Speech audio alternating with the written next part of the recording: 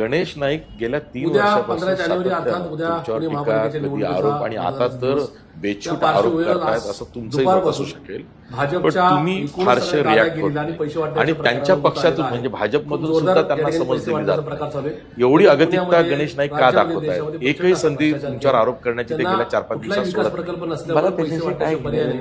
त्यामुळे भाजपमध्ये गेलेले माजी राज्यमंत्री बाळासाहेब शिवरकर मी 3-3.5 वर्ष आरोप सहन करतोच आहे ना. पैसे वाटायला सुरुवात केलेली आहे. मी मुख्यमंत्री त्यांच्याशी झालेला जे माझ्याविरोधात निवडणूक एक लढवत शेतकऱ्याचा आहेत, मुलगा, त्यांच्यासाठी गरीब घरातला मुलगा, भाजपच्या इतर चारही कार्यकर्ता एकूण मुख्यमंत्री उमेदवारांसाठी कसा होऊ शकतो? ते स्वतः पैसे वाटतायत आणि त्यांना हे अशी पैसे पोटदुखी वाटताना किती लोकांना आहे? आमच्या मतदारांनी आणि त्याचे आरोप मी सहन करत येतो. कार्यकर्त्यांनी इथपर्यंत आझाद चाललोय ना. मैदानामध्ये पकडलेला आहे.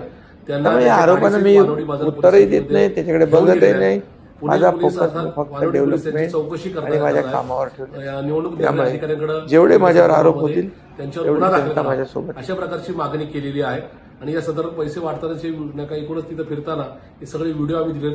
अशा परिस्थितीमध्ये राज्य निवडणूक आयोगाने त्यांच्यावर योग्य ती कारवाई, कायदेशीर कारवाई करावी. पण त्याचबरोबर पुणेकरांनी आणि वानवडी साळुंकेर प्रभागातील नागरिकांनी आता या ठिकाणी समजून घ्यावं की मी सातत्याने सांगतो की वानवडीत भाजपवाल्यांनी 68 कोटीचा गैरव्यवहार केलाय. ह्या गैरव्यवहाराचे पैसे आता या ठिकाणी तिथं वाटले जातात कारण की दाखवायला कामच नाही आणि मग पैशातून पुन्हा एकदा सत्ता ताब्यात घेण्याचा प्रयत्न केला जातोय. पण मला माझ्या वानवडी आणि साळुंकेर प्रभागातील नागरिकांवर माझा प्रचंड विश्वास आहे. ते निश्चित पैसे वाटणाऱ्यांना अद्दल घडवतील.